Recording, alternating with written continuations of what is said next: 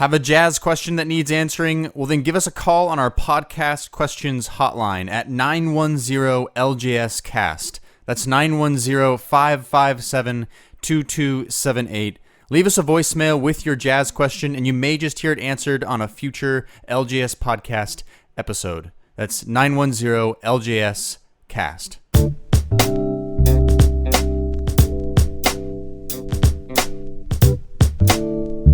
All right, here we go. Hey, everybody. My name is Brent. Welcome to the show. You're listening to the LJS podcast, and this is the podcast where you get weekly jazz tips, interviews, stories, and advice for becoming a better jazz musician. I want to welcome all of our listeners listening from around the world, whether you're listening from our home base on LearnJazzStandards.com, iTunes, or your favorite podcast listening service. Welcome to the show. Thanks for taking time out of your day to join us. And on today's very special episode 50, we are talking about how to become an expert jazz comper. And on today's episode, I have a very special guest invited on the show, calling in from Miami, Florida, my good friend, professional jazz pianist, Keelan Dimmick. So we're going to have Keelan Dimmick on the show. We're going to have a great discussion about accompaniment, how to become a great jazz accompanist, whether you're a chordal instrument, whether you're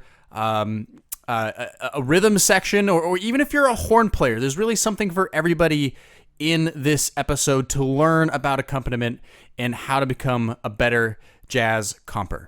Now, if you're listening to this show on iTunes, I want to ask a very special favor from you. Go to iTunes, leave us a rating and review. Every little bit helps. Just help other people discover the LJS podcast and just share the love with everybody else. And remember, if you are not involved in our jazz community yet, the best way to do that is to go to learnjazzstandards.com/newsletter, get subscribed, get on the inside of everything we're doing. Special perk, you get our free jazz guide to practicing when you sign up. So be sure to do that if you haven't done that yet. Okay, now, several weeks ago, about a month ago now, we started a new segment on the LJS podcast called Ask LJS. And what Ask LJS is listeners can go and call our podcast questions hotline, leave us their jazz question, and it could get answered on a future LJS podcast episode. We've had a lot of folks participate, and we really appreciate everybody calling in. We're trying to answer as many questions as possible. So without further ado, let's go for this week's jazz question. Hey, this is Brad from Cleveland, Ohio. Love your show. My question, I'm a guitar player, and my question is about learning jazz language and how important it is to come up through the classic players. In other words, learning their styles. My case, Charlie Christian to Wes Montgomery to Michael Stern. Can you jump right in, start learning bebop from the start, or is it more helpful to back up to some of the roots of jazz? Thanks. Hey, Brad from Cleveland. Thanks so much for calling the LJS podcast hotline. I really appreciate it. And if I understand your question correctly, there's actually a couple questions in there. And the first one seems to be, is it important to study different styles of players, to study the style of specific players? And also the second question seems to be, do I need to start in order almost? Do I need to start from the earlier styles of jazz like Dixie and swing, or can I jump right into bebop? Can I jump into some other era of jazz? And let's answer the second question first.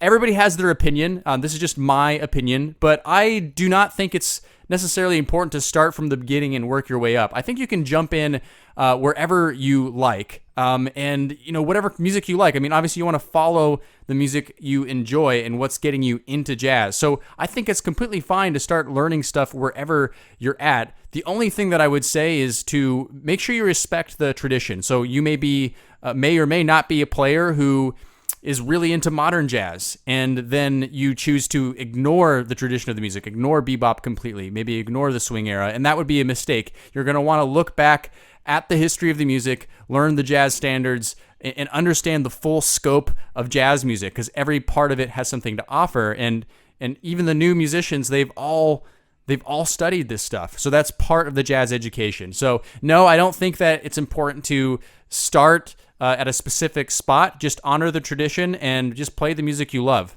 Now, as far as studying different musician styles, yeah, of course, that's a great thing to do, to really analyze different players from different eras of jazz and how they played and what made them different from the others. And in fact, if you're doing that with a lot of different players, it's going to help you develop your own sound by listening to what they did and picking out things that you like. So the more players you listen to from different eras that have different styles, the better. You're a guitar player. Charlie Christian is different from Wes Montgomery, and Wes Montgomery is much different from Mike Stern. So there's a lot of things to learn from all three of those musicians you mentioned. So yeah, indeed, definitely study up on all those guys and dive into what makes their sound their sound. Okay, I hope that answered your question. Now, if you want to join Brad in asking a question on the LJS podcast, call our podcast hotline. The number for that is 910-LJS-CAST. That's 910-557-2278.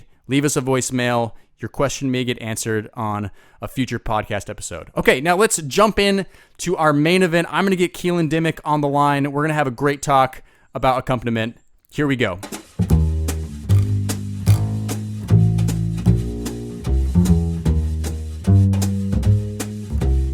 All right, and on the show, I've got my good friend Keelan Dimmick. He's joining us all the way from Miami, Florida. And Keelan, how are you doing, man? Doing great, Brent. Great to talk to you. Yeah, for sure. And, we've been good friends for a long time. You're an expert jazz pianist, and you're going to the Frost School of Music out there, right? Yep, I'm just finishing my master's degree. Master's degree. You liking the school out there and everything? Oh, yeah, man. It's fantastic. It's great for any musician trying to, develop any weaknesses or any, just it creates a broad musician here. They really focus on awesome. Bringing up your weaknesses, making you play with a whole bunch of different ensembles, just to get that experience. Yeah, cool. So I couldn't think of a better person to have on the show today to talk about comping and accompaniment. You're one of the pianists I think about as just an incredible accompanist. So I just love to pick your brain today. And the first question I just want to ask to get the conversation started is, what does it mean to you to be an accompanist? You can think of it in two different contexts. You can think of it as an art form and something that is a way of expression and interaction with whoever you're playing with. Or you can think of it in a more kind of, practical application, being for if you're playing in a specific context where you're supposed to play a certain style, okay, and then you have to play it, you have to treat it almost like like you're going to work or something, and you can't necessarily do exactly what you want to do. Right. Oh, that's interesting that you say you can't do exactly what you want to do. What exactly do you mean by that? Do you have to show some sort of level of constraint when you're being an accompanist, or? Yeah, in jazz, it's like you play. You're going to play your gig at Fat Cat or something, or some club that enables you to play however you want to, and then you go play, a Christmas gig or something. You don't have the same options as far as going to the places you want to go to. So I guess it's just being it just depends on the context. The context of the situation. Now, when you're on the bandstand, when you're at a gig, you're playing with a group of other musicians. What are you thinking about? What are the things that are going through your head as you're sitting there ready to play, comping for whatever the situation may be? What are some things that musicians should be thinking about? Mm-hmm. Well, I actually learned this great technique from my teacher here, Martin Bejarano, who's a fantastic teacher and educator over here at Frost School of Music. And he told me basically, in the beginning, whenever you're playing with someone new, especially, you want to make sure that you don't overstep your boundaries and, step on their toes, basically. So playing simply is a lot better than playing more, So until you establish some connection and you can kind of anticipate what they're going to want to hear. But so basically I would just say, play less and really use your ears. That's what I try to do the most, obviously. and thinking not necessarily in a kind of microscopic lens, but more of a broad lens, and thinking, how is this sounding if this was a recording? And it'll immediately make your sound a lot more refined, you know, and each note that you play will be a lot more you know, thought out versus just kind of playing whatever you want, which is fine too, and that's what a lot of musicians do, and that's how great music gets formed. But you know, there's a whole other side of being careful. Now, do you approach comping differently depending on what the instrument is, whether perhaps it's a singer, you know, if it's a bass player, if it's a horn player? Like, do you approach your comping differently? Well, the first thing that comes to mind would be dynamics. You know, okay. So I mean, if it's a vocalist who's being a little more, you know, shy or something, I'm gonna play a lot quieter and really let her or him play, you know, feel comfortable. That's like the main goal always, is to make the soloist feel comfortable. Wow, I think that's profound, actually, to make them feel comfortable, because I think that's a great definition of what an accompanist is, what accompanist should be, because it's all about supporting, right? Making whoever, you know, it's all about making them sound good, right? Right. Yeah, and therefore you'll sound good because they'll sound good. Right. It's like it's like a two-way street sort of a deal. Yeah. Yeah. As far as rhythm goes, I know that's a question a lot of people have. Like, they don't know exactly rhythmically what to do when they're comping for somebody. Is there any specific suggestions you have for that? Well, besides, I mean, of course, listen to the masters, you know, whether it's piano or guitar. Listen to those who you look up to and that you think of as amazing accompanists, you know, and steal their stuff. I mean, honestly, I mean, people always say that, and it's like kind of a joke, but really, I mean, that's how you learn in this music. It's a past tradition of passing down, you know, music via, you know, years and everything. So it's a good idea to just copy, you know, masters. Also, I mean, I wish I could play my keyboard right now. I don't know if the sound's going to come through very well. We'll try it maybe later. But rhythmically, again, being simple, you know, not being too over the top and too complicated, become solos. Now, of course, there are times for that. So, for instance, if there's a soloist who you feel isn't necessarily playing their best, or, you know, a little bit, you know, feeling uncomfortable or nervous, then you can throw them a little more until they feel like they're, you know, they have something going, and then you can kind of, you know, sit back again and like follow them. So sometimes it is this balancing act of when to lead and when to sit back, of course. And so if you play with someone who's established and been playing for years and years, you're probably not going to want to throw it too much in the beginning, you know, because then it's just going to look like you're conceited and you're trying to, you know, impress them or something like that. Right. I remember seeing a show once with Benny Green. I think it was Benny Green, Peter Washington, and Louis Nash. I think that was the group. Oh, and it was Nat Cohen, the clarinet player. And you know, it was a great show. But I remember specifically the opening tune. You know, Benny Green played some comping for the head. You know, and then Anat Cohen started playing a solo, and he actually wasn't playing anything at all. He was just kind of sitting back doing nothing. But then every once in a while, he just plunked down a chord or two, and it was like almost all that more powerful, because it was almost as if he was just listening to her, and then all of a sudden he just felt like he needed to say something really quick just to push her somewhere.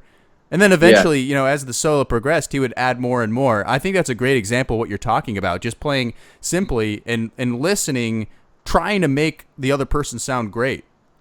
Mm-hmm. Well, and that's, you know, that's interesting that you brought that up, because laying out is the theme of that. And I think that it's definitely musical and in your best interest to lay out if it calls for that.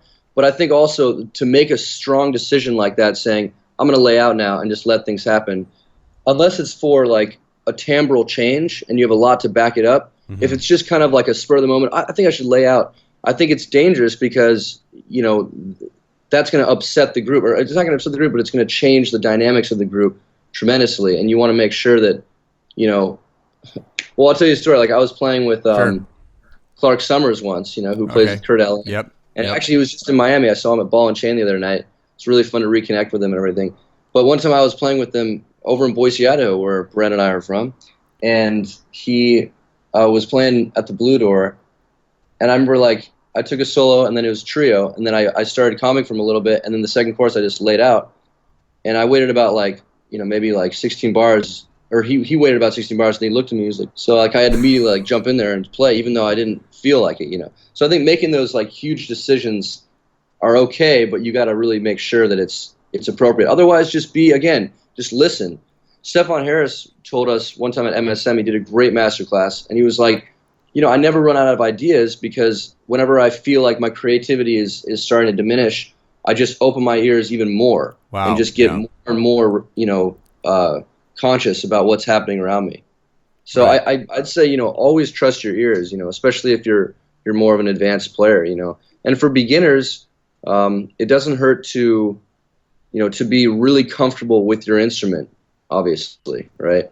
Right. And not just having like one voicing, for instance, to go to, or it's like, here's your C sharp half diminished voicing, with the natural 9 on top or something. That's almost a whole other side of it, right? If you're a chordal instrument, like a guitar player, piano player, maybe a vibraphone player, having that technical ability is part of, like, it's almost like we haven't talked about that at all yet, like the technical side of it, like just having the fundamentals down, and also just having a vocabulary of how to move about your instrument chordally, right? I mean, that's like a whole.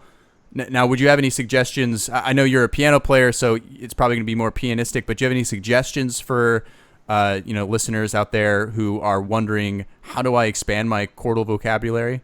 Well, yeah. I mean, definitely exploring, various qualities and thinking, okay, what can I add to this quality to add color to it? So, for instance, like if it's a minor 7 chord, instead of always just playing a minor 7, or like, ooh, you got an 11 on there, that's all diatonic, right? So maybe add something, change a tone that's going to borrow from possibly like a different parent scale. Mm-hmm. So like an A minor 9 flat 6, for instance. So you have that flat 6 in there, so you're coming from like a more harmonic place, harmonic minor, or like, for instance, on a major chord, C major 7, I can voice a D sharp, a sharp 9 on the top, and then play like a B natural and then an F sharp below that. So I got that B triad, which is very relatable. Everyone can hear that triad really clearly. So it's easy to kind of fit it in, and then just put a root 3 and 7 below that, and that works. Even though you have this crazy sharp 9 chord on the major chord, it all works. Yeah. So kind of explore modes too. Yeah. Go through each parent scale and start off with C, like C minor, right? C harmonic minor. Then go to the next step up. Okay, D.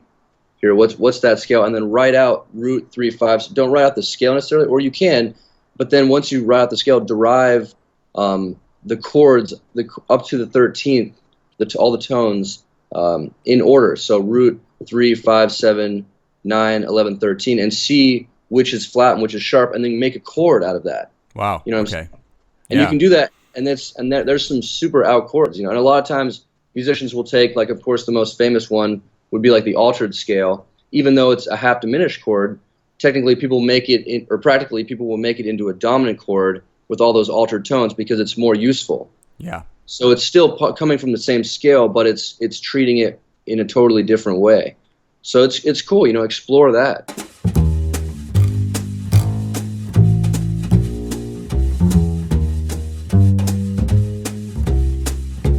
Hey everybody, just taking a quick break from today's show to talk to you about our e-course, 30 Days to Better Jazz Playing. I get emails almost every day from jazz musicians asking the questions, what do I practice and how do I practice? They know where they want to be in their jazz playing, they know how they want to sound, they're just not exactly sure how to get there. And that's why me and the LJS team have created our new e-course, 30 Days to Better Jazz Playing. 30 Days to Better Jazz Playing is an audio e-course that brings you through 30 days of focused, goal-oriented practicing where you're going to be working on things that will actually improve your jazz playing. This course is designed for all instruments and for all skill levels, and is really great for anybody looking to practice with purpose and to make real improvement in their jazz playing. If you want to learn more about this e-course, go to learnjazzstandards.com/30 days. That's learnjazzstandards.com/30 days. I hope to see you in the course.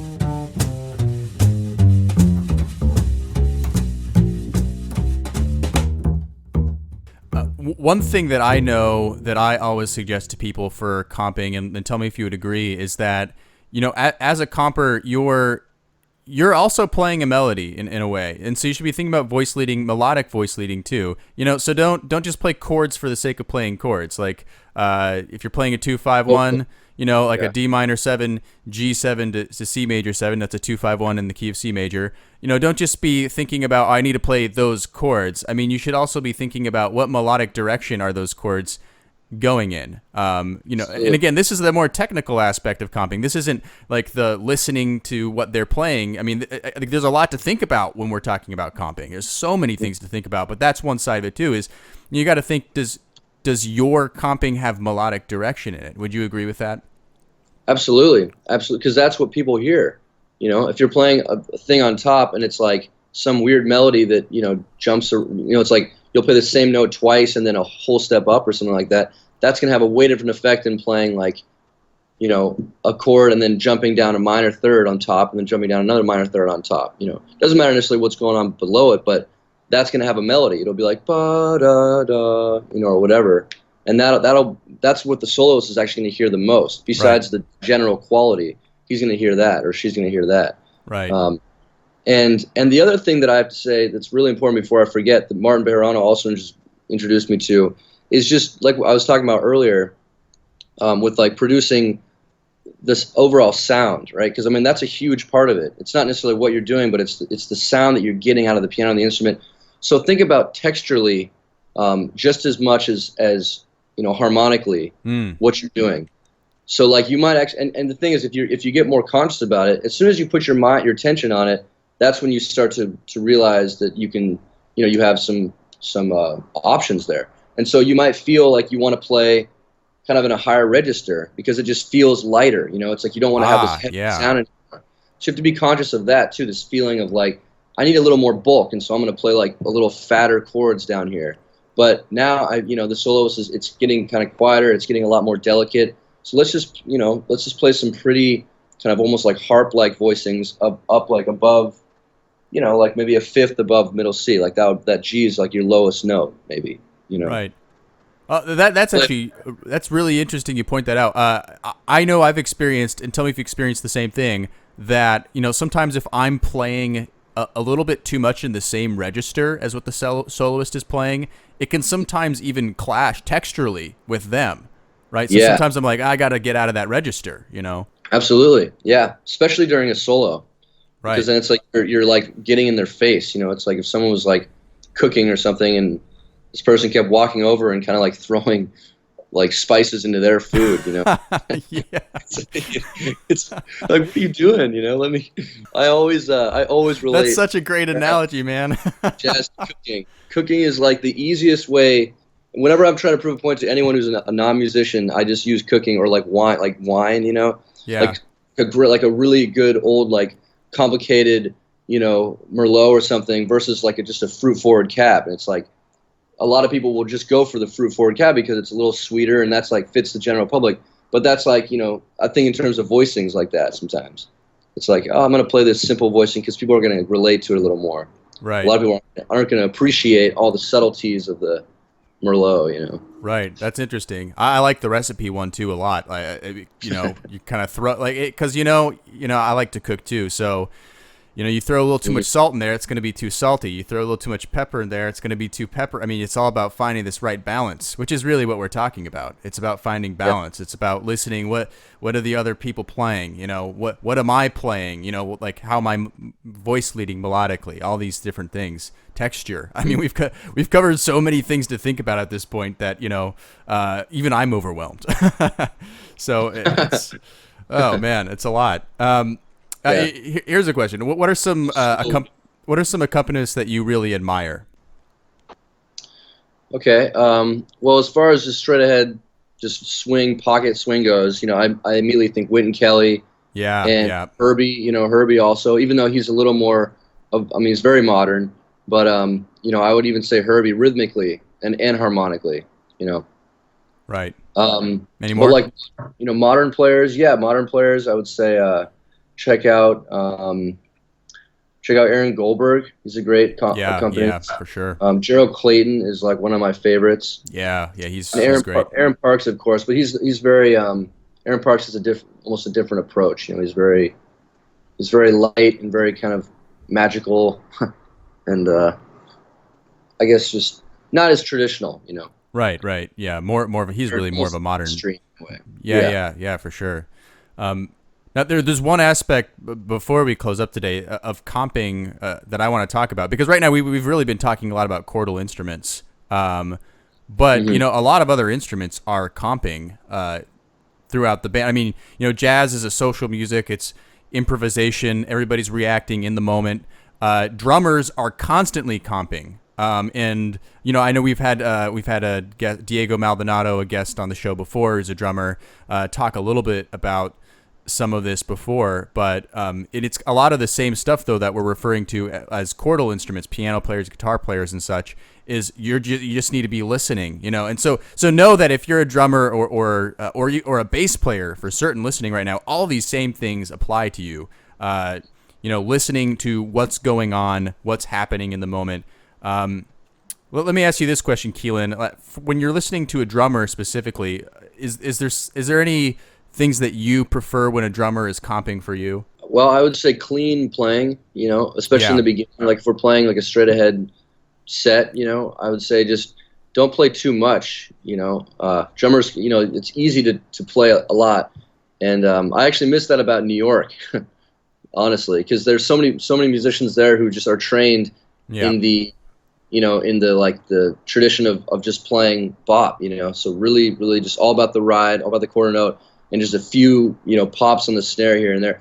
But at the same time, now that I've been to Miami and kind of been more exposed to this, there's so much Latin rhythms happening here, right, so that creeps into the playing all the time. A lot of times we'll just automatically go into like a clave type of situation, But I actually crave a lot of times a little more interaction with the drummer, because it just feels like, I don't know, it's like they're filling up a little more space. It could also be the reflection of just how the city here is a little bit crazy, and it's like very hyper. And it is in New York too, but it's a little different here in the way. A little different personality, yeah, and that might reflect in music a little bit, so the musicians are just a little, it's almost like people don't want to leave as much space, it's a little like, and it feels better to just fill it up, with like more, more notes and more sounds.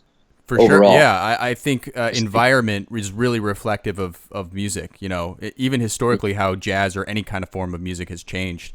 It's all a reflection of the environment and the times that are going on, right? So that makes complete sense. Yeah, right.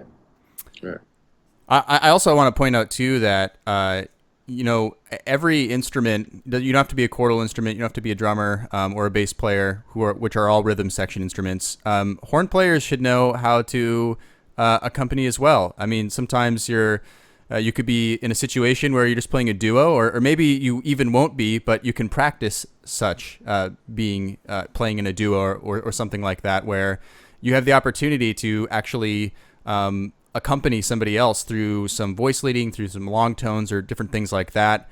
Another thing too is like if you're playing in a large group where there's multiple horn players, sometimes while some person's taking, one of the horn players is taking the melody on the B section, you can be playing some voice leading notes behind them. I mean, that's accompaniment. All of that is accompaniment. So no instrument is free from having to worry about comping. Everybody's involved in the band. Right. And that also, like, shout choruses or something. Shout choruses, yeah. And so for the bridge, that whole old school bop thing, bebop thing. Any closing words about comping before we close it up? Man, I would just say, just keep shedding your instrument. I mean, that's the main thing, is just getting familiar on your instrument so that all these specific things that you and I are talking about, Brent, can be applied to you. Because if you don't know, think if you about don't have a lot of voicings together, then all the stuff that we're talking about isn't really gonna help. So just sit down, 10,000 hours, right? 10,000 hours until mastery, and then you can start worrying about this stuff. All right, Keelan, man, thank you so much for being on the show today. Really appreciate you taking the time out. And everybody, head over to KeelanDimmick.com and check out his website, check out his music. Phenomenal player, and hope to have you on the show again sometime soon. Thanks, Brent. Great to be here. Anytime.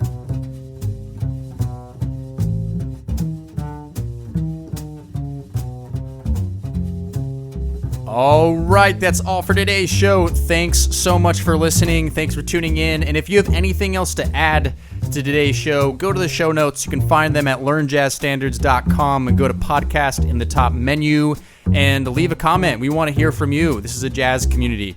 And remember, if you're on iTunes, leave us a rating and a review. We really appreciate it. It just helps other people find this podcast. Make sure you visit our guest's website, Keelan Dimmick. It's www.keelandimmick.com. That's KeelanDimmick.com. KeelanDimmick.com. Now, I'm getting really stoked because in a couple more episodes, we have our birthday episode, the 1-year birthday of the LJS podcast. And I got something really awesome in store, a very special episode planned. That's going to be episode 53. So keep listening to the podcast, keep staying tuned. And I'm looking forward to seeing you next week on episode 51. See you then.